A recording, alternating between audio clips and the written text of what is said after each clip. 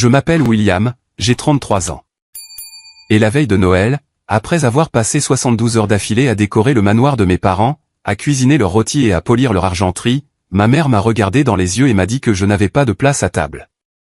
Mais avant de vous raconter l'enveloppe qui a tout changé, et le silence assez fort pour briser le verre, je veux savoir d'où vous écoutez. Faites-le moi savoir dans les commentaires. Cela m'aide à me sentir un peu moins seul. Maintenant, laissez-moi vous ramener à cette nuit-là.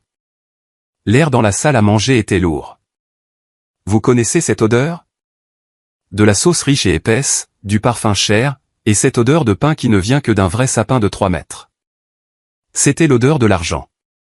Mes parents, Richard et Lydia Foster, aimaient cette odeur plus que tout. Je venais de rentrer de la cuisine. Mes mains étaient rouges et à vif. J'avais frotté des casseroles parce que la femme de ménage avait eu une urgence. Ou du moins c'est ce que maman a dit. J'ai découvert plus tard qu'elle avait simplement donné congé au personnel pour que je doive faire le travail. C'était la dynamique. J'étais le fils, mais j'étais aussi laide. J'ai essuyé mes mains sur mon jean. Un jean un peu usé aux genoux parce que je passais mes journées à travailler dans l'aménagement paysager. Et j'ai regardé la table. Elle était magnifique. Je ne me vante pas. Je suis architecte de formation, plus précisément architecte paysagiste. Bien que ma famille n'ait jamais assez prêté attention pour connaître la différence entre ça et un jardinier. Je comprends le flux, la lumière et l'espace. J'avais mis la table avec leur porcelaine fine vintage. Les assiettes bordées d'or qu'ils n'utilisaient que quand ils voulaient impressionner quelqu'un. Il y avait 25 personnes assises. Mes tantes, oncles, cousins, des gens avec qui j'avais grandi, des gens qui m'avaient vu être traité comme un citoyen de seconde zone pendant 3 décennies, et qui n'avaient jamais dit un mot. Et là, juste au centre, se trouvait mon frère Victor, le petit prince. Victor avait 30 ans. Il portait un costume qui coûtait probablement plus cher que mon camion. Il était appuyé en arrière sur sa chaise, faisant tourner le porte-clés de sa toute nouvelle Porsche 911 autour de son doigt. C'était un cadeau de papa pour avoir apporté de nouvelles affaires à l'entreprise familiale. Peu importe que l'entreprise soit en difficulté et que Victor passe plus de temps au country club qu'au bureau.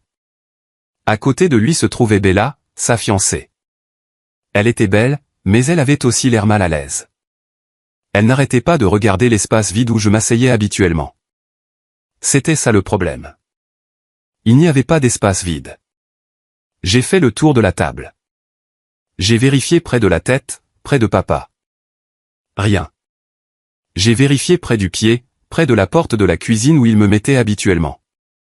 Rien. Mon cœur a commencé à battre contre mes côtes. Ce n'était pas de la panique. C'était une réalisation froide et lourde. Maman, ai-je demandé. Ma voix était calme, mais elle a traversé le murmure des conversations.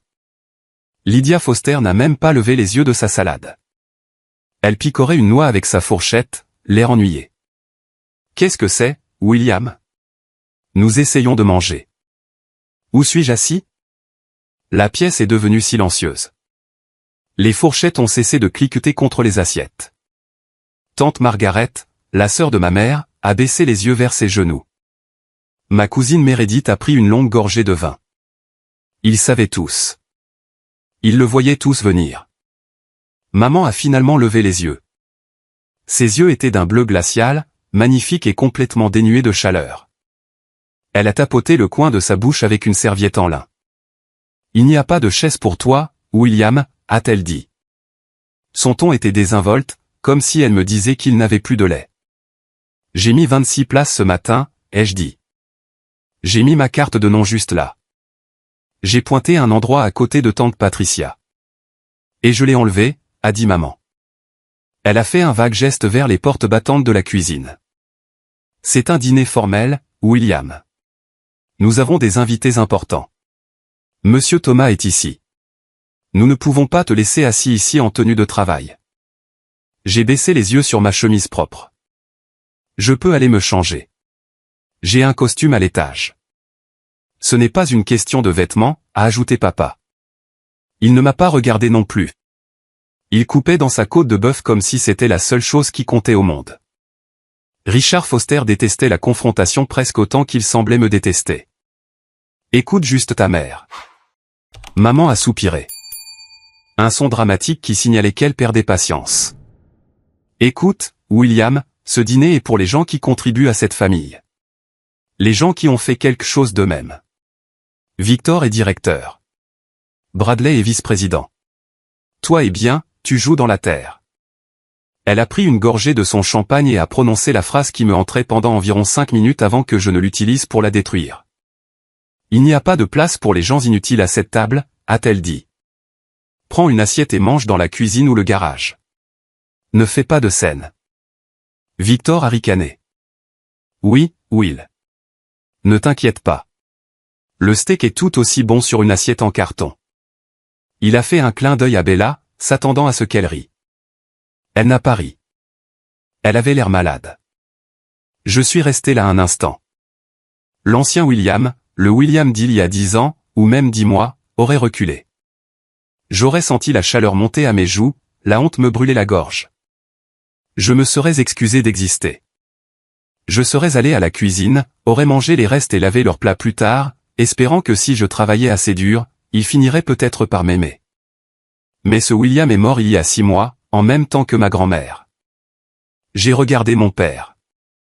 C'était un homme grand, aux épaules larges, avec des cheveux argentés qui lui donnaient l'air distingué. Il était le pilier de la communauté et il était lâche. Il laissait sa femme humilier son premier-né devant 25 témoins, et il ne pouvait même pas lever les yeux de sa viande. Un étrange calme m'a envahi. C'était comme le silence dans l'œil d'un ouragan. J'ai souri. Ce n'était pas un joli sourire. C'était le genre de sourire qui fait dresser les poils sur la nuque. J'ai vu tante Margaret bouger sur sa chaise. Elle l'a vu. Elle savait que quelque chose n'allait pas. Tu as raison, maman, ai-je dit doucement. Maman a cligné des yeux, surprise que je ne discute pas. Bien. Contente que tu comprennes. Je comprends. Je comprends enfin tout. J'ai tendu la main vers la poche intérieure de ma veste en jean. J'ai senti le papier épais et froid de l'enveloppe Kraft. Elle était lourde. Pas physiquement, mais lourde de 33 ans de mensonges. Lourde du poids d'une vie que j'aurais dû avoir. Je me suis approché de papa. Mes pas résonnaient sur le parquet en bois. Tout le monde me regardait maintenant. Même Monsieur Thomas, le client VIP que papa essayait d'impressionner, me regardait avec curiosité. Je me suis arrêté juste à côté de mon père. Je pouvais sentir son eau de Cologne, du bois de santal et du scotch cher. Joyeux Noël, papa, ai-je dit. J'ai posé l'enveloppe doucement sur son assiette, couvrant la viande sur laquelle il était si concentré. Papa a cessé de mâcher. Il a regardé l'enveloppe, puis moi. Ses yeux étaient irrités, mais il y avait aussi un éclair de confusion. Qu'est-ce que c'est, a-t-il grogné. Je t'ai dit que nous ferions les cadeaux plus tard. Ce n'est pas un cadeau, ai-je dit, ma voix portant clairement jusqu'au fond de la pièce. C'est une explication. Je comprends enfin pourquoi vous ne m'avez jamais considéré comme votre fils. Le silence dans la pièce s'est approfondi. Il est devenu lourd, suffocant. On entendait l'horloge grand-mère tic-tac dans le couloir. Le verre de maman s'est arrêté à mi-chemin de sa bouche. William, retire ça immédiatement. Tu gâches le dîner. Ouvre-la, Richard, ai-je dit à mon père, l'ignorant. Papa a posé son couteau et sa fourchette. Ses mains tremblaient légèrement. Peut-être qu'il le sentait. Peut-être, au fond de la partie de son cerveau qu'il avait éteinte pendant 3 décennies, qu'il savait ce qui allait arriver. Il a pris l'enveloppe. Il a glissé un doigt sous le rabat. J'ai fait un pas en arrière, croisant les bras. J'ai regardé Victor. Le sourire narquois glissait de son visage, remplacé par un froncement de sourcils. Il a regardé de moi à l'enveloppe. Alors que papa sortait les papiers, j'ai pensé à la façon dont j'en étais arrivé là. Comment un garçon qui voulait juste construire des Legos et rendre son père fier est devenu un homme debout dans une salle à manger prêt à brûler tout l'héritage de sa famille. Pour comprendre pourquoi je lui ai remis cette enveloppe, il faut comprendre les 33 ans de coupure, de bleu et de silence qui ont mené à ce moment. Il faut comprendre que les monstres ne naissent pas, ils sont fabriqués. Et ma famille, ils étaient des artisans experts. Grandir dans la maison Foster, c'était comme vivre dans un musée où j'étais la seule exposition marquée « Ne pas toucher ». Ou peut-être « Ne pas aimer » serait plus précis. Je me souviens quand j'avais 7 ans. C'est l'année où la différence entre moi et Victor est devenue un canyon que je ne pouvais pas traverser. C'était l'été. Papa nous avait acheté des vélos à tous les deux. Le mien était un vélo bleu pratique et robuste. Celui de Victor était rouge, flashy avec des serpentins et une sonnette qui ressemblait à une sirène de police. Ça ne me dérangeait pas. J'aimais mon vélo. J'ai passé des heures dans le garage à régler la selle, à huiler la chaîne, à m'assurer qu'il était parfait. J'aimais la façon dont les choses fonctionnaient. J'aimais les réparer. Victor, qui avait 4 ans à l'époque, a foncé avec son vélo directement dans les rosiers en 10 minutes. Il a tordu le cadre et rayé la peinture. Il a crié comme s'il avait été abattu. Maman est sortie de la maison en courant, terrifiée. Elle a ramassé Victor, vérifiant s'il n'avait pas de rayures qui n'étaient pas là. Oh, mon pauvre bébé. Ce stupide vélo. Puis elle s'est tournée vers moi. J'étais debout à 3 mètres de distance, tenant une clé à molette. « William, pourquoi ne l'as-tu pas arrêté ?» a-t-elle crié. Je réparais mon « tu es le frère aîné. Tu es censé le surveiller. Tu es inutile. » Ce mot « inutile ». C'était son arme préférée. Papa est rentré à la maison ce soir-là. Il a regardé le vélo tordu de Victor et le mien, immaculé. Il ne m'a pas félicité d'avoir pris soin de mes affaires. Il a soupiré. « Donne ton vélo à Victor », a-t-il dit. « Mais papa », ai-je protesté, ma poitrine se serrant. « C'est le mien. Je l'ai réparé. » Victor est contrarié. « William, ne sois pas égoïste. Tu peux rouler sur celui qui est cassé. Tu aimes réparer les choses, n'est-ce pas? Répare-le. » Alors, j'ai regardé Victor rouler sur mon vélo bleu, riant, pendant que je passais la semaine suivante à essayer de redresser un cadre en acier avec un marteau trop lourd pour mes mains. J'ai appris une leçon ce jour-là. Dans cette maison, Victor reçoit le prix et moi le travail. En vieillissant, ça a empiré. J'avais des appartous. Maman disait que j'étais un ringard et que je devais avoir une vie sociale. Victor a raté ses maths. Maman a embauché un tuteur privé et lui a promis un voyage à Disney World s'il obtenait un C-. J'ai intégré l'équipe universitaire d'athlétisme. Papa a manqué toutes les compétitions parce qu'il était occupé au bureau. Victor a eu le rôle principal dans la pièce de théâtre de l'école. Il avait 3 répliques en tant qu'arbre. Et toute la famille élargie est venue avec des bouquets de fleurs. Je suis devenu invisible. J'ai arrêté d'essayer de leur montrer mes bulletins scolaires. J'ai arrêté de les inviter à mes événements. Je me suis retiré dans la seule chose qui avait du sens pour moi, le design. Je m'asseyais dans le jardin pendant des heures à dessiner. Je dessinais des plans de cabanes dans les arbres, de fontaines, de jardins où les murs étaient assez hauts pour empêcher tout ce qui était mauvais d'entrer. La seule personne qui me voyait était grand-mère Eleanor. C'était la mère de papa, mais elle détestait Lydia.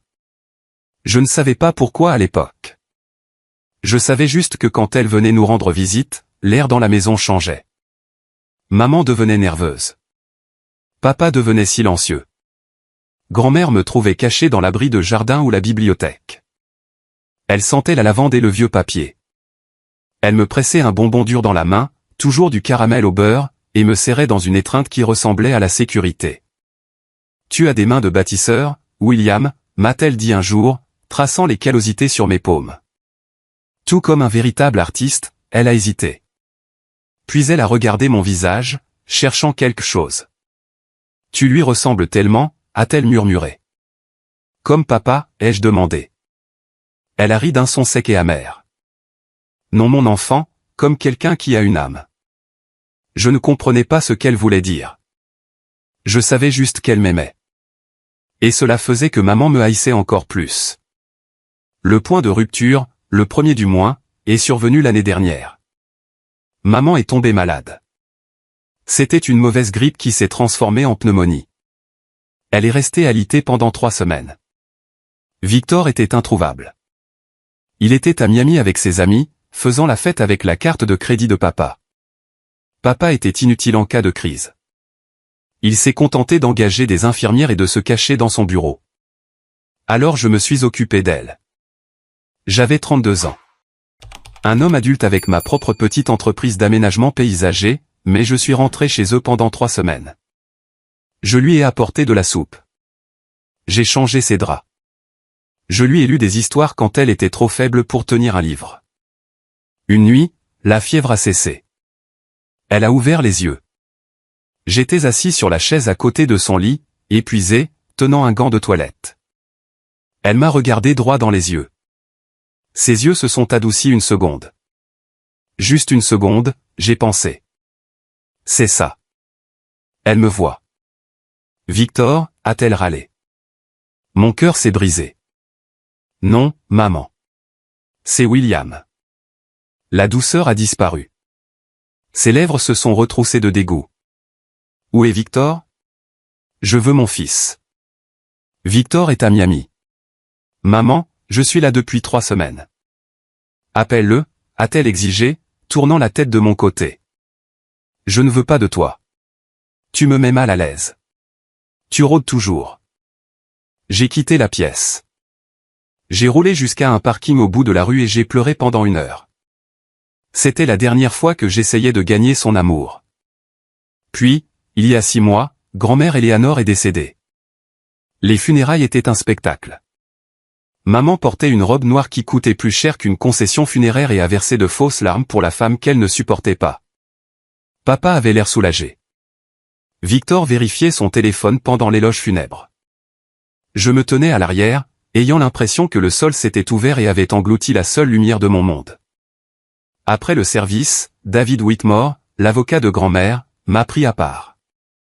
David était un homme de la vieille école, vif comme l'attaque et fidèle comme un chien. William, a-t-il dit, sa voix basse. Venez à mon bureau demain, seul. Ne dites rien à vos parents. C'est à propos du testament, ai-je demandé. Je savais que grand-mère avait de l'argent, mais je supposais que tout irait à papa. C'est à propos de l'héritage, a dit David. Eleanor a laissé des instructions spécifiques, et elle vous a laissé quelque chose qu'elle a gardé caché pendant 33 ans. Le lendemain, j'étais assis dans le bureau boisé d'acajou de David. Il a posé une boîte en bois sur le bureau. Elle était vieille, abîmée, et sentait la lavande. Votre grand-mère voulait que vous ayez ceci après son départ, a dit David. Elle a dit que vous en auriez besoin pour vous libérer. Libre de quoi? David m'a regardé avec pitié. Du mensonge, mon fils. Du mensonge. Il a poussé la boîte vers moi. Mes mains tremblaient en atteignant le loquet. Je ne le savais pas alors, mais à l'intérieur de cette boîte se trouvait une bombe.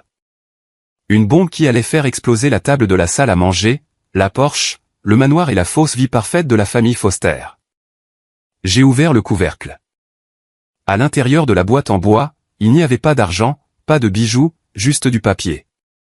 Il y avait une pile de lettres attachées avec un ruban bleu, un journal relié en cuir, et tout au fond, un document jaune qui semblait officiel.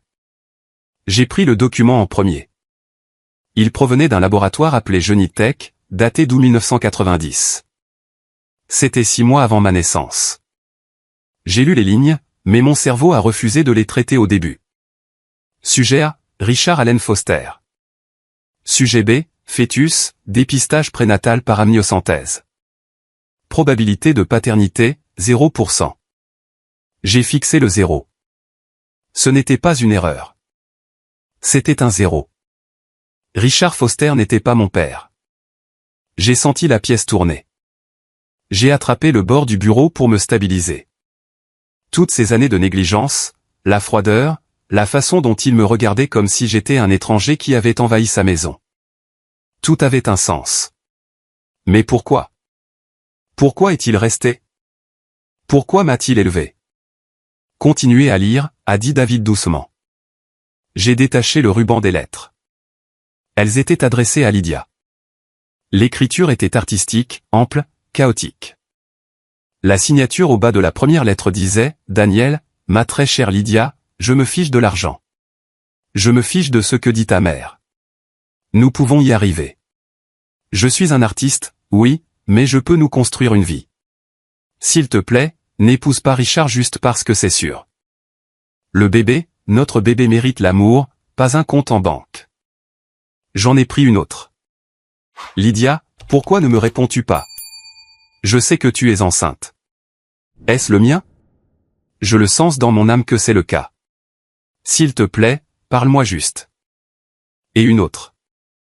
Si tu ne me laisses pas voir l'enfant, j'irai devant les tribunaux. J'ai des droits. Puis une lettre de l'écriture de Lydia. Copie. Elle a dû garder. Daniel, si tu me contactes à nouveau, je dirai à la police que tu me harcèles. L'enfant est celui de Richard. Nous avons fait le test. Reste loin de ma famille ou je te ruinerai. Tu es inutile. Tu n'es rien. Retourne à ta peinture et laisse-nous tranquilles. Mes mains tremblaient si fort que j'ai failli laisser tomber le papier. Elle a menti. Elle savait que j'étais le fils de Daniel. Et elle a menti pour garder sa vie confortable avec Richard, l'homme d'affaires fortuné. J'ai ouvert le journal de grand-mère Éléanore. L'entrée de 1992, quand j'avais 2 ans, m'a brisé. Lydia me l'a dit aujourd'hui. Elle l'a admis. Elle en a ri. Elle a dit, Richard sait, mais il a accepté de rester pour éviter un scandale. Il se soucie plus de sa réputation à la firme que de la vérité. Mais il haïsse le garçon. Je le vois. Ils le punissent d'exister. Je veux le dire à Daniel, mais Lydia a menacé de déménager et de ne plus jamais me laisser voir William si je disais un mot. Je suis une otage, et mon pauvre petit-fils est le prisonnier. J'ai refermé le journal. Je suis resté là en silence pendant longtemps. La colère est une chose étrange. On pense qu'elle brûle fort comme le feu, mais la vraie rage, celle qui change votre vie, est froide. C'est le zéro absolu. Je n'étais plus triste. Je n'étais plus le petit garçon pleurant sur un vélo cassé. J'étais un homme qui avait été volé. Ils avaient volé mon père. Ils avaient volé mon identité. Ils m'avaient utilisé comme un punching ball pour leur propre mariage misérable. Richard me haïssait parce que j'étais la preuve de l'infidélité de sa femme. Lydia me haïssait parce que j'étais le rappel vivant de l'homme qu'elle aimait réellement mais qu'elle était trop avide pour choisir. Elle m'a traité d'inutile, ai-je murmuré. C'était quoi, a demandé David. Elle me traite d'inutile tout le temps parce que mon père était un artiste. Parce qu'il n'était pas rentable. Que voulez-vous faire, William, a demandé David. Éléanore vous a laissé un fonds fiduciaire. Il est suffisamment substantiel pour partir et ne jamais regarder en arrière. Vous n'avez pas à les combattre. J'y ai réfléchi. Je pourrais prendre l'argent. Je pourrais disparaître. Aller trouver ce Daniel Mercé. Mais ensuite, je me suis souvenu que Noël approchait. Je me suis souvenu du message que j'avais reçu de maman ce matin-là. Assure-toi de venir tôt pour décorer la semaine prochaine et porte quelque chose de décent. Ne nous fais pas honte. Il voulait m'utiliser une dernière fois. Il voulait soutirer un peu plus de travail au fil inutile avant de le jeter. Non, ai-je dit. J'ai regardé David dans les yeux. Je ne veux pas juste partir. Je veux qu'ils le sentent.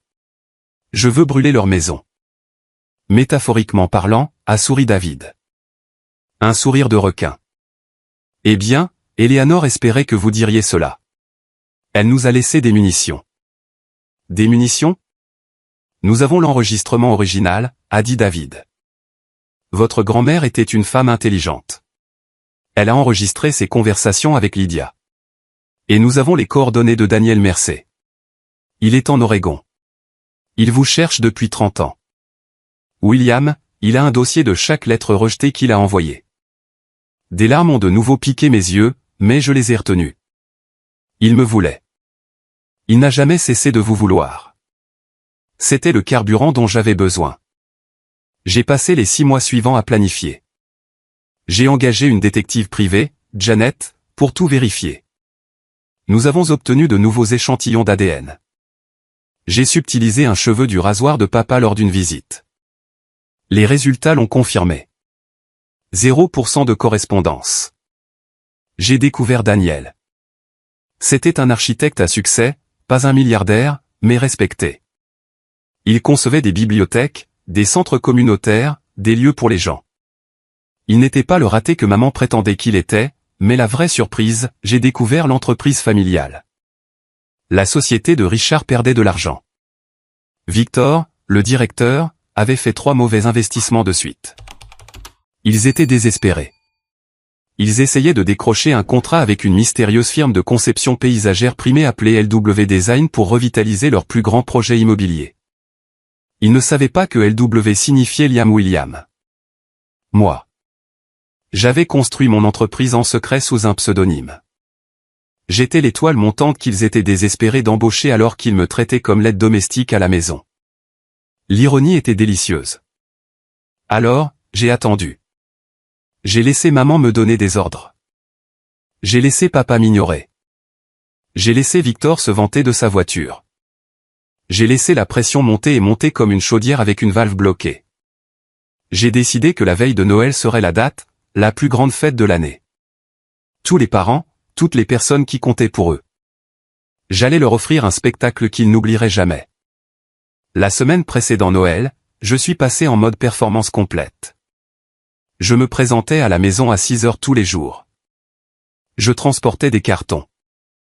J'accrochais des lumières. Je montais sur des échelles. Déplace ça à gauche, William. Maman commandait depuis son canapé, sirotant son thé. Non, ça a l'air ringard.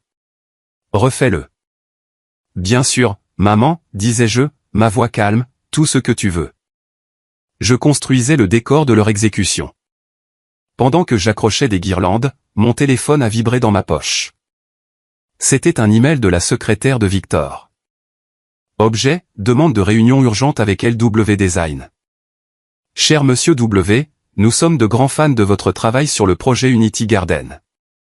Notre directeur, Victor Foster, aimerait discuter d'un partenariat. J'ai failli éclater de rire au sommet de l'échelle. Victor me suppliait de le rencontrer alors qu'il se tenait actuellement sous moi en criant « Eh, fais attention à la peinture. Ne raie pas le mur avec cette échelle. Espèce d'idiot maladroit. » Pardon, Victor, ai-je appelé. J'essaie juste de faire en sorte que ce soit parfait pour toi. Oui, eh bien, et c'est plus fort. Les parents de Bella arrivent. Je ne veux pas que cet endroit ressemble à une décharge. Je l'ai regardé. Il avait l'air mou. Une confiance non méritée est une chose fragile. Il n'avait aucune idée que l'idiot maladroit tenait le destin de sa carrière dans sa poche. 2 jours avant la fête, j'ai joué ma carte maîtresse. Tante Margaret. Margaret était le maillon faible. C'était la jeune sœur de maman, et elle avait toujours été terrifiée par Lydia, mais elle avait une conscience. Je le voyais à la façon dont elle ne pouvait pas me regarder dans les yeux lors des réunions de famille. Je l'ai acculée dans la cuisine pendant qu'elle déposait des tartes. Tante Margaret, ai-je dit, en fermant la porte. Oh, William, tu m'as surprise. Elle avait l'air nerveuse. Je suis au courant pour Daniel, ai-je dit. Elle a laissé tomber son sac à main. Son visage est devenu gris. Je ne sais pas de quoi tu parles. J'ai sorti une photocopie de la page de journal intime. Grand-mère a tout écrit, Margaret. Elle a écrit que tu savais. Elle a écrit que tu voulais me le dire, mais maman t'a menacé. Margaret a commencé à pleurer. Des sanglots silencieux, tremblants. Elle a dit qu'elle parlerait à mon mari de mon passé. De l'avortement que j'ai eu à l'université. C'est un monstre. William, tu ne sais pas de quoi elle est capable. Je sais, ai-je dit doucement. Elle a volé mon père. Elle a volé ma vie. J'ai pris ses mains. Elles étaient glaciales. Je vais y mettre fin demain soir. Je lui ai dit. Je vais dire la vérité. J'ai le test ADN. J'ai les lettres, mais j'ai besoin que tu sois courageuse. Le moment venu, j'ai besoin que tu arrêtes de la protéger. Peux-tu faire ça? Margaret m'a regardé. Elle a regardé la copie de l'écriture de sa mère. Elle a pris une profonde inspiration. Elle nous a suffisamment tyrannisés, a murmuré Margaret. Je le ferai pour Eleanor et pour toi. J'avais mon témoin. La veille de Noël arriva. J'ai passé la matinée à cuisiner. L'odeur du dinde rôti et de la farce à la sauge emplissait la maison. Ça sentait le festif jusqu'à la nausée. Je suis monté à l'étage pour me doucher et me changer. J'ai mis mon meilleur costume, un costume gris anthracite sur mesure que j'avais acheté avec mon propre argent grâce à mes prix de design secret. Il me seyait parfaitement. Je me suis regardé dans le miroir. Je ne voyais pas le fil non désiré. Je voyais un homme qui avait survécu. Quand je suis descendu, les invités arrivaient. Papa était à la porte, serrant des mains, jouant le rôle du patriarche bienveillant. Maman glissait dans une robe de velours rouge, acceptant les compliments sur les décorations que j'avais accrochées. « Oh, Lydia, la maison est magique !» s'écria ma cousine Meredith. « Merci !» maman rayonnait. C'était un travail d'amour. Elle a pris le crédit. Bien sûr. Je me tenais dans l'ombre du couloir. Victor est entré avec Bella. Il a jeté les clés de sa Porsche dans le bol en cristal près de la porte avec un grand fracas, s'assurant que tout le monde voit le logo. « Belle voiture, Vic », a dit l'oncle Bob. « Oui, elle se conduit comme un rêve », s'est vanté Victor. De 0 à 100 en 3 secondes, vous savez, les avantages du travail. Il m'a vu là. Il m'a regardé de haut en bas, ricanant devant mon costume. « Ouah, regarde le jardinier se faire beau. » Il a ri. « Tu l'as loué, Will ? J'espère que tu n'as pas mis de terre dessus. »« C'est le mien, Victor, ai-je dit. »« Bien sûr. »« Et, apporte-moi un scotch, veux-tu ? Puisque tu es là à ne rien faire. » Il m'a dépassé en me bousculant l'épaule. Je n'ai pas bougé. Je n'ai pas apporté le scotch. Je l'ai juste regardé entrer dans la salle à manger.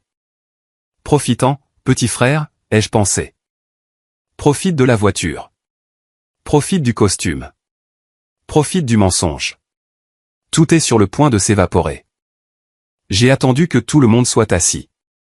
J'ai attendu que les rires soient les plus forts. Puis je suis entré dans la salle à manger pour trouver ma chaise manquante. Et cela nous ramène au moment, au silence, à l'enveloppe sur l'assiette. Le doigt de papa était sous le rabat. Le compte à rebours de la bombe avait atteint 0.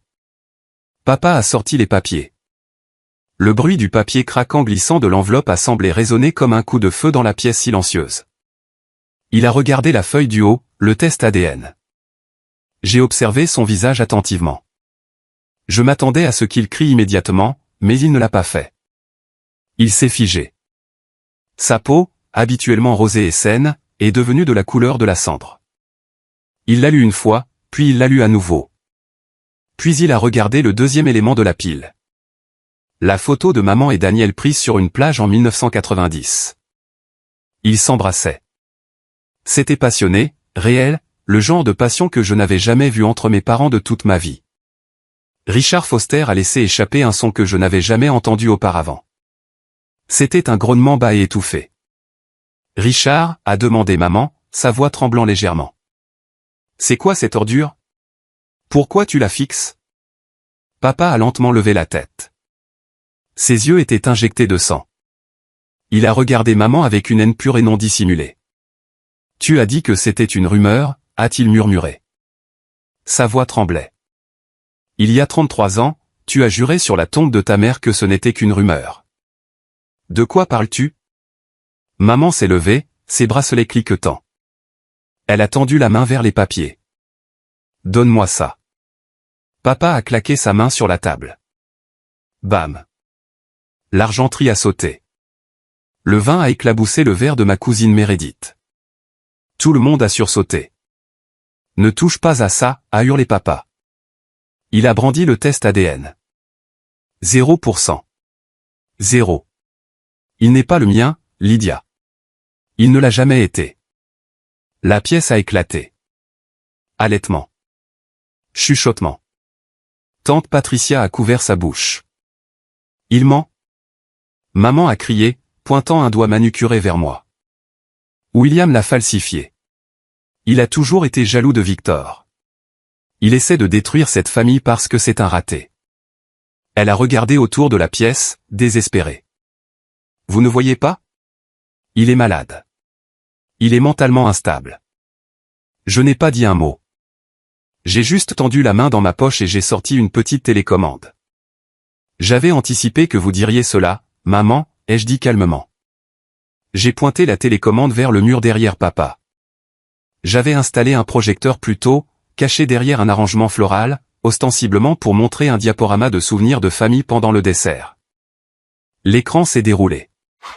Le projecteur a ronronné, mais au lieu de jolies photos de bébé, une vidéo a commencé à jouer. C'était tante Margaret. Je l'avais enregistrée hier sur mon téléphone. Sur l'écran, le visage de Margaret était marqué de larmes. Lydia me l'a dit en 1990, a dit la vidéo de Margaret, sa voix résonnant dans la salle à manger. Elle riait de la façon dont elle avait trompé Richard. Elle a dit qu'elle avait besoin de son argent, mais elle voulait le bébé de Daniel.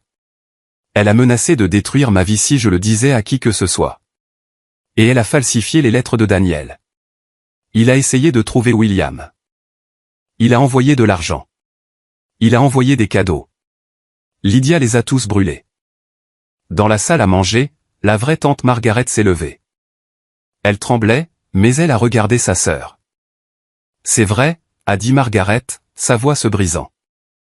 Je ne peux plus garder tes secrets, Lydia. Eleanor t'a détesté pour ça. Et je me déteste de t'avoir aidé. Maman ressemblait à un animal piégé. Elle a regardé Margaret, puis papa. Margaret est jalouse. Maman a hurlé. Elle a toujours voulu ce que j'ai. Qu'avez-vous d'autre, maman, ai-je demandé. Voulez-vous entendre l'audio de grand-mère? J'ai appuyé sur un autre bouton. La voix grinçante et incomparable de grand-mère Eleanor a rempli la pièce. C'était l'enregistrement que David m'avait donné. Lydia, tu ne peux pas éloigner le garçon de son père, a dit la voix de grand-mère. Regardez-moi, vieille femme, a répondu la voix de maman, aiguisée, cruelle. Si vous le dites à Richard, je vous mettrai dans la maison de retraite la moins chère que je puisse trouver. Je ferai en sorte que vous mouriez seul. Et William, je le mettrai à la rue. C'est mon pion, mère. Il reste jusqu'à ce que je dise qu'il parte. L'audio a coupé. On aurait pu entendre une mouche voler. Monsieur Thomas, le client VIP, a lentement posé sa serviette sur la table. Il a regardé papa, puis maman avec un regard de dégoût absolu. Je crois que j'ai perdu l'appétit, a dit Monsieur Thomas. Papa tremblait. Il m'a regardé pour la première fois de ma vie. Il m'a vraiment regardé, mais ce n'était pas avec amour. C'était avec une horrible réalisation de sa propre stupidité. Tu savais, a chuchoté papa à maman.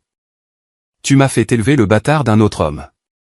Tu m'as fait le regarder tous les jours. Il était utile. Maman a crié, abandonnant complètement sa feinte. Son visage s'est tordu en quelque chose d'horrible. Nous avions besoin de quelqu'un pour faire le travail. Richard, qui a, selon toi, réparé le toit? Qui s'est occupé du jardin? Qui s'est occupé de moi quand j'étais malade? Pas ton précieux Victor. William était pratique. Pratique, ai-je répété. Je me suis rapproché de la table. Je me suis tenu juste entre papa et maman. Je ne suis pas inutile, ai-je dit, ma voix stable et forte. Je suis un architecte paysagiste avec des prix dont vous n'avez jamais entendu parler. Je suis le propriétaire de LW Design. La tête de Victor s'est redressée d'un coup. Quoi? C'est ça, Vic, ai-je dit, regardant mon frère, l'entreprise que tu suppliais de rencontrer, celle dont tu as besoin pour sauver ton emploi. C'est moi. Je suis Liam W, la bouche de Victor est restée ouverte. Non, pas possible. Tu creuses des trous. Je conçois des héritages, ai-je corrigé. Et je viens de démanteler le tien. Je me suis tourné vers papa. Je pars, Richard. Je sors mon inutile personne de votre maison. Vous n'avez plus à vous soucier de me regarder. Mais souvenez-vous de ceci. J'étais le seul qui a vraiment essayé d'être un fils pour vous. Et vous l'avez jeté pour un mensonge. J'ai regardé maman. Elle respirait difficilement, sa poitrine haletant. Elle avait l'air vieille soudainement. Le maquillage ne pouvait plus cacher la laideur. Vous n'avez pas de place pour les gens inutiles, lui ai-je demandé. Eh bien, maman, en regardant autour de cette table.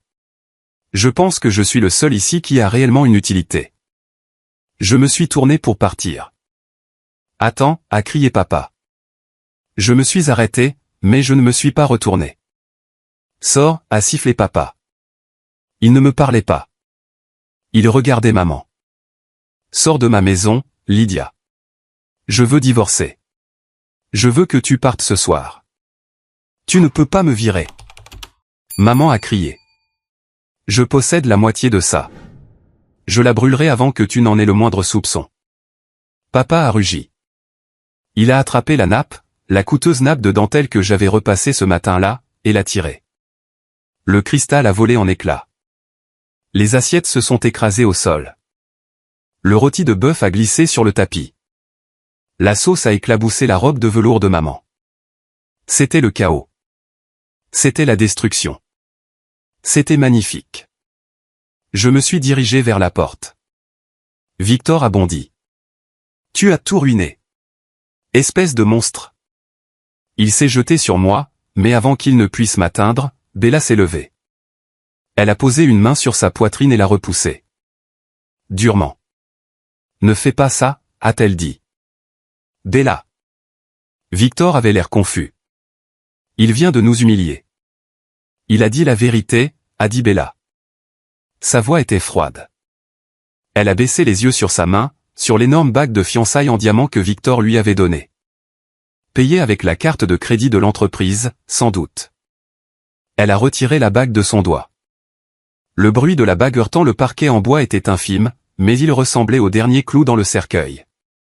Bella. La voix de Victor se brisa.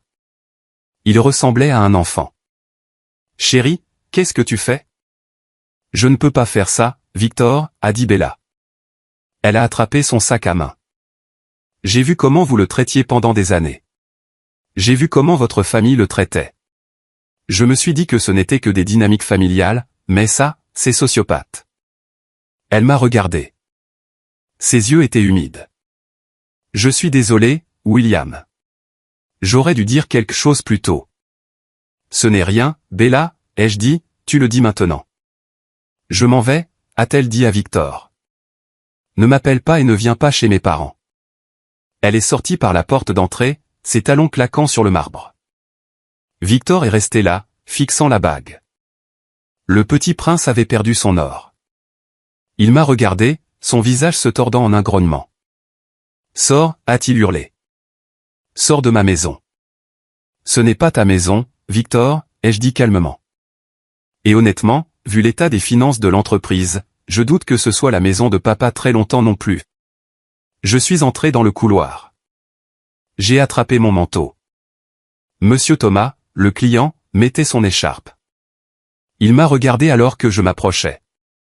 Liam W, a-t-il réfléchi. J'aurais dû le savoir.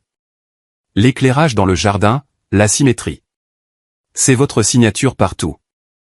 Je suis désolé que vous ayez dû assister à ça, monsieur Thomas, ai-je dit. Il a secoué la tête. Ne vous excusez pas. Vous venez de me faire économiser beaucoup d'argent. J'étais sur le point d'investir des millions dans la firme de votre père parce que je pensais qu'ils avaient de l'intégrité. Je vois maintenant que le seul talent de cette famille se cachait dans le jardin. Il m'a tendu sa carte de visite. Appelez-moi lundi. Ma firme a besoin d'un nouveau chef paysagiste. Embauche directe. Pas d'intermédiaire. J'ai pris la carte. Merci, monsieur. J'ai ouvert la lourde porte d'entrée en chêne.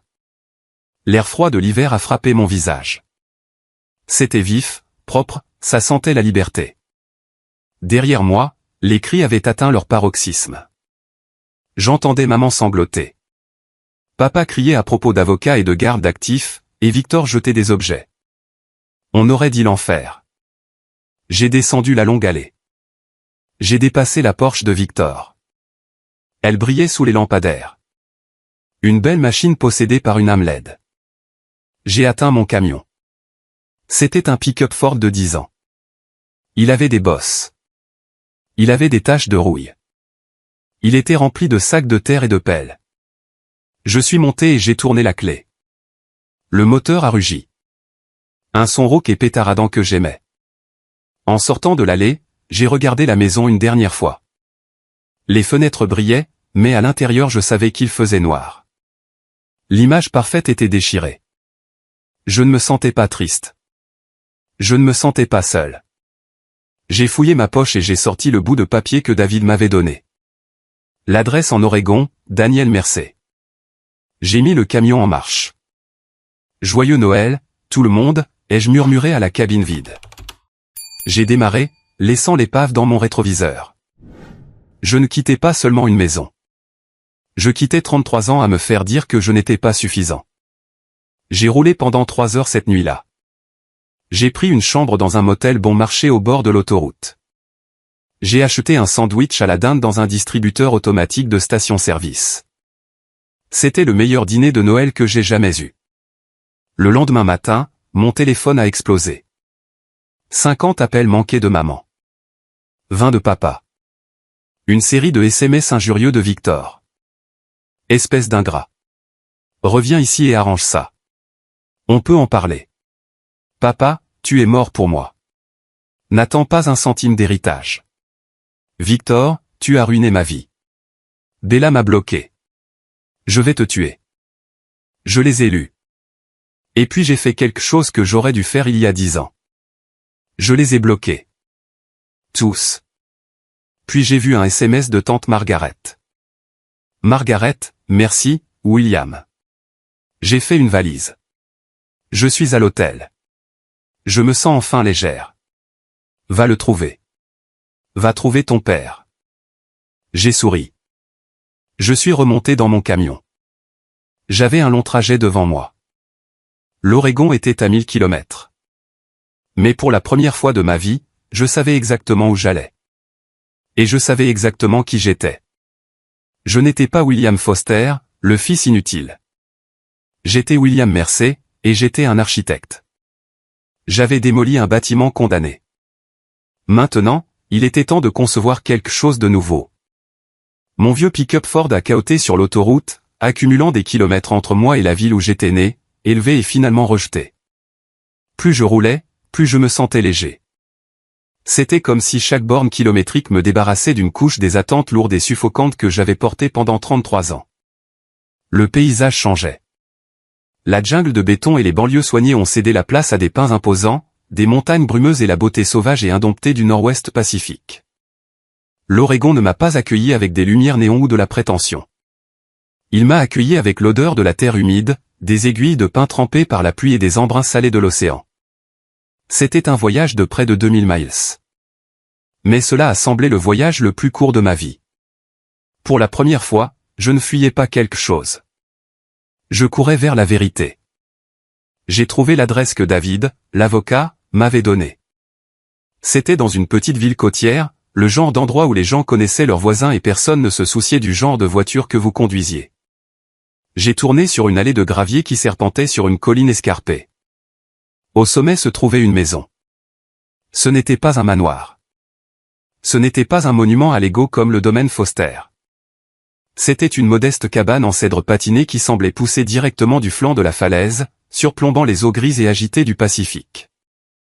Il n'y avait pas de portail en fer, pas de caméra de sécurité, juste des hortensias sauvages poussant en explosions chaotiques et magnifiques de bleu et de violet le long du porche. J'ai coupé le moteur. Mes mains tremblaient sur le volant. J'avais tenu tête à 25 parents critiques la veille de Noël sans ciller. Mais assis ici, fixant cette porte en bois, j'étais terrifié. Et s'ils ne voulaient pas de moi? Et si les lettres n'étaient que les divagations romantiques d'un jeune homme oublié depuis longtemps? Et si je n'étais qu'un étranger interrompant sa vie? J'ai pris une profonde inspiration, suis sorti du camion et ai monté les marches sur le côté de la maison, sur une terrasse enveloppante face à l'océan. Un homme se tenait devant un chevalet. Il me tournait le dos. Il portait un pull en laine taché de peinture qui avait connu des jours meilleurs, et ses cheveux gris étaient fouettés par le vent côtier. « Excusez-moi » ai-je appelé, ma voix sonnant plus rauque que je ne l'avais voulu. L'homme s'est figé. Il a lentement baissé son pinceau et s'est retourné. Et à ce moment-là, la terre sous mes pieds a cessé de bouger. C'était comme me regarder dans un miroir qui me montrait mon avenir. J'ai vu mes propres yeux me regarder. Brun foncé, profond, plissé au coin. J'ai vu la même mâchoire, la même façon de tenir ses épaules. Pendant 33 ans, j'avais regardé Richard Foster et vu un étranger. Maintenant, en regardant cet homme que je n'avais jamais rencontré, je me voyais. Puis-je vous aider, a-t-il demandé. Sa voix était profonde, résonnante et gentille. Puis il a plissé les yeux, faisant un pas de plus. Il a laissé tomber le pinceau. Il a clatré sur le pont en bois, roulant au loin inaperçu. Mon Dieu, a-t-il murmuré, la couleur de son visage s'évanouissant. Lydia. J'ai secoué la tête, luttant contre la boule dans ma gorge. Non, je suis William. Je suis son fils. Daniel Mercer n'a pas demandé de pièce d'identité. Il n'a pas demandé de test ADN. Il n'a pas demandé pourquoi j'étais là. Il a simplement laissé échapper un son, mi-rire, mi-sanglot, et a traversé la distance entre nous en 3 longues enjambées. Il m'a serré dans ses bras, me coupant le souffle. Ce n'était pas la raide tape dans le dos que Richard me donnait pour les séances photos. C'était désespéré. C'était féroce. Il me tenait comme s'il essayait physiquement de m'empêcher de disparaître. J'ai senti sa poitrine halter contre la mienne, puis j'ai senti l'humidité de ses larmes sur mon cou. J'ai attendu, a-t-il étouffé, sa voix se brisant, j'ai attendu 33 ans. Nous ne nous sommes pas lâchés pendant longtemps. Debout sur cette terrasse venteuse, avec le rugissement de l'océan en contrebas, j'ai enfin ressenti la seule chose que j'avais cherchée toute ma vie, l'appartenance. Nous avons passé le reste de la nuit assis près de sa cheminée en pierre, buvant du thé dans des tasses ébréchées, pas de scotch cher, pas de verre en cristal, juste de la chaleur. Nous avons parlé jusqu'au lever du soleil. Il m'a tout raconté. Il m'a raconté l'été où il a rencontré Lydia, comment il est tombé amoureux de son feu, sans réaliser que c'était un feu qui brûlerait tout ce qu'il touchait. Il m'a montré une pièce fermée à clé dans son atelier. Elle était remplie de croquis, des centaines. Des croquis d'un bébé, d'un tout petit, d'un jeune garçon, d'un adolescent. Je ne savais pas à quoi tu ressemblais, a dit Daniel, passant une main sur un dessin au fusain d'un jeune garçon jouant avec des blocs. Alors, je l'ai imaginé. Je te dessinais chaque année à ton anniversaire. C'était la seule façon pour moi d'être un père pour toi. Nous nous sommes connectés à un niveau qui dépassait la génétique. Daniel était aussi architecte, bien qu'il ait quitté le monde commercial il y a des années pour se concentrer sur des conceptions organiques durables. Quand je lui ai dit que j'étais Liam W, et que je lui ai montré des photos de mes projets sur mon téléphone, il a penché la tête en arrière et a ri. Un son fort et retentissant qui a rempli la petite cabane. La génétique est une chose amusante, n'est-ce pas, a-t-il dit en s'essuyant les yeux. Ils ont essayé de vous enterrer dans le béton, William. Ils ont essayé de faire de vous un jardinier, mais ils n'ont pas pu tuer l'artiste. C'est dans votre sang. Pendant que je me remettais en Oregon, l'Empire Foster, à l'est, s'écroulait plus vite que je n'aurais pu l'imaginer. Tante Margaret m'a appelé 2 semaines plus tard. Sa voix sonnait fatiguée, mais plus légère, libérée de la peur qui l'avait tourmentée pendant des décennies. Elle m'a donné des nouvelles de la terre brûlée que j'avais laissée derrière moi. Richard avait demandé le divorce le lendemain de Noël. Ce n'était pas à l'amiable. C'était une guerre. Humilié et enragé, Richard a utilisé toutes ses ressources pour détruire Lydia, il a révélé la preuve de son infidélité à leur cercle social pour sauver la face. Lydia Foster, la femme qui vivait pour le statut, est devenue une paria du jour au lendemain. Elle a été exclue du country club. Ses amis ont cessé de lui rendre ses appels. Les avocats de Richard ont été impitoyables, utilisant la clause d'infidélité de leur contrat de mariage pour la laisser presque sans rien. Elle a dû quitter le manoir et s'installer dans un petit appartement dans un quartier douteux de la ville. Elle m'a envoyé un message une fois. Un long message décousu me blâmant d'avoir ruiné l'image de la famille. Je n'ai pas répondu. Je l'ai simplement supprimé. Son venin n'avait pas d'antidote, mais je ne buvais plus le poison. Et Victor. La chute du petit prince a été la plus dure. Sans l'argent de la famille de Bella pour soutenir l'entreprise, et avec la réputation de Richard en lambeaux, la société a sombré. Pour réduire les coûts, Richard a fait l'impensable, il a viré Victor. Dépouillé de son titre, de son salaire et de sa fiancée, Victor s'est effondré. La Porsche a été saisie. La dernière chose que j'ai entendue de Margaret, c'est que Victor travaillait comme vendeur d'assurance, postant toujours des tirades en colère sur Facebook à propos de la façon dont son frère jaloux l'avait saboté. Il n'avait toujours pas compris. Je ne l'ai pas saboté. J'ai juste arrêté de le soutenir. Mais ma plus grande victoire n'a pas été leur échec. Ce fut ma propre ascension. Un mois après mon arrivée en Oregon, Monsieur Thomas a tenu parole. Il est venu me rencontrer. Il ne se souciait pas du scandale. Il ne se souciait pas des ragots. Il s'est assis à la table de cuisine rudimentaire de Daniel, a regardé les croquis que Daniel et moi avions préparés ensemble pour son projet, et a claqué sa main sur la table. Ceci, a dit Monsieur Thomas, c'est exactement ce que je voulais. Il y a une âme. Il a signé le contrat sur le champ, un accord de plusieurs millions de dollars. Je me fiche que votre nom de famille soit Foster, Mercer ou Smith. Monsieur Thomas m'a dit, j'embauche le talent, pas le pédigré. J'ai regardé la ligne de signature. Je n'ai pas signé William Foster. Et pour la première fois, je ne me suis pas caché derrière Liam W. J'ai pris le stylo et j'ai signé William Mercer.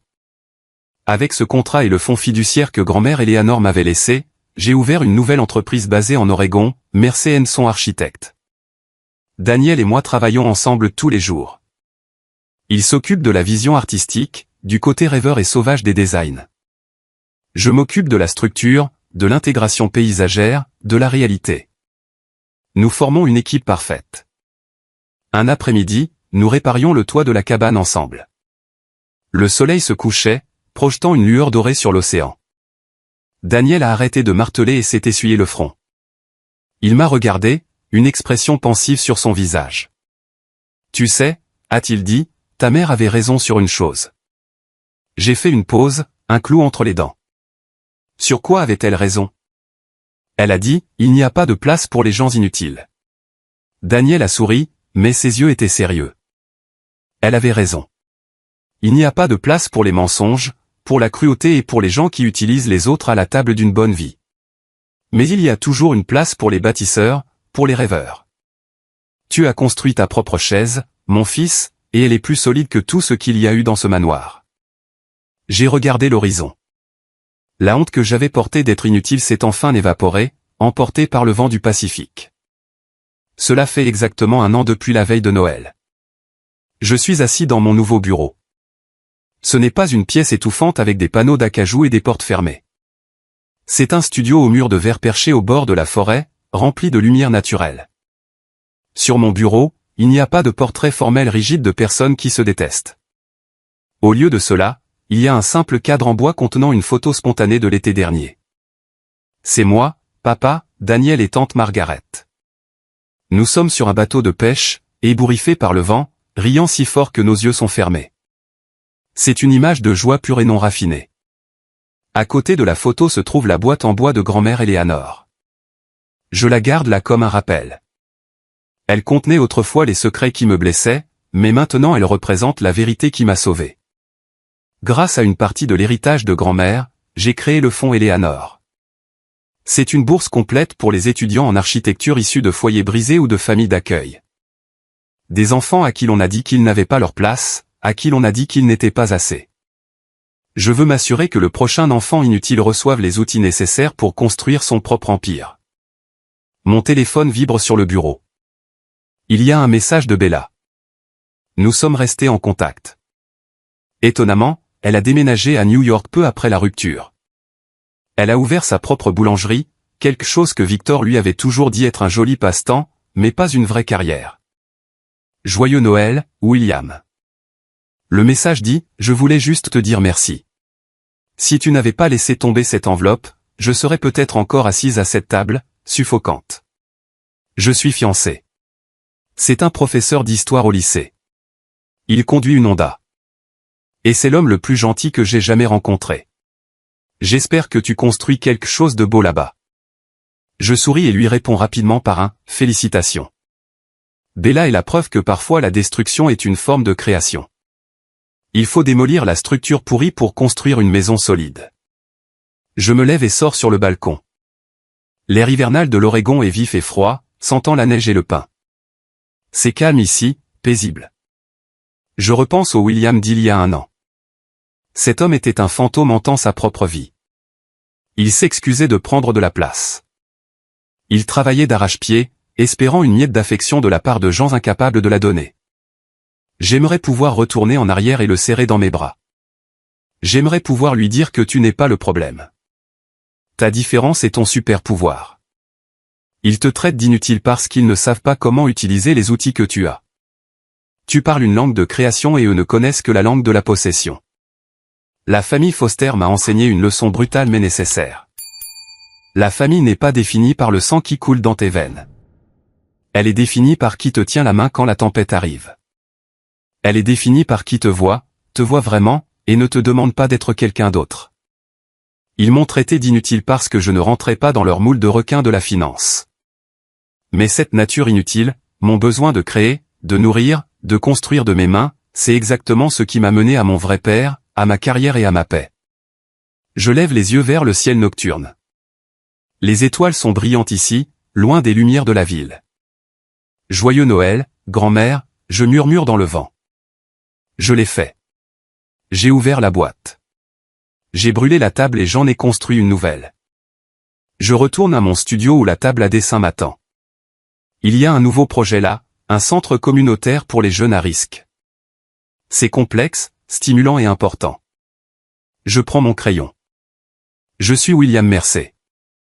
Je suis un architecte et ma vie est enfin mon propre design. Mon histoire se termine ici, mais je sais que pour beaucoup d'entre vous qui regardez, la lutte est encore très réelle. La plus grande leçon que j'ai apprise après 33 ans passés à être le mouton noir est la suivante, votre valeur n'est pas déterminée par l'incapacité de votre famille à la voir. Nous grandissons en croyant que nos parents sont les juges ultimes de notre valeur. S'ils disent que nous sommes mauvais ou inutiles ou décevants, nous le croyons comme une vérité absolue. Mais les parents ne sont que des gens. Ils peuvent être imparfaits, brisés, narcissiques et avoir tort. Ne laissez pas leurs limites toxiques devenir votre réalité interne. Parfois, la chose la plus courageuse que vous puissiez faire est de partir. Partir de sa famille ne fait pas de vous un traître. Parfois, cela fait de vous un survivant. Vous avez le droit de virer les gens qui vous maltraitent, même si vous partagez un nom de famille. Vous avez le droit d'aller dans le monde et de trouver les gens qui parlent votre langue. À tous ceux qui m'écoutent et qui se sont déjà sentis invisibles à leur propre table de dîner, qui ont déjà eu l'impression de devoir cacher leur véritable identité pour maintenir la paix. Je vous vois. Si cette histoire a résonné en vous, si vous avez déjà dû vous reconstruire à partir des débris des attentes de quelqu'un d'autre, je veux avoir de vos nouvelles. Veuillez laisser un commentaire avec le mot « bien » ci-dessous si vous croyez que nous avons le pouvoir de définir notre propre valeur ou partager votre histoire. Faisons de la section des commentaires un endroit où les enfants invisibles peuvent enfin être vus. Votre histoire compte. Votre voix compte. Et croyez-moi, une place vous attend à une table quelque part où vous serez célébré, pas toléré. Merci d'avoir écouté. Continuez à construire.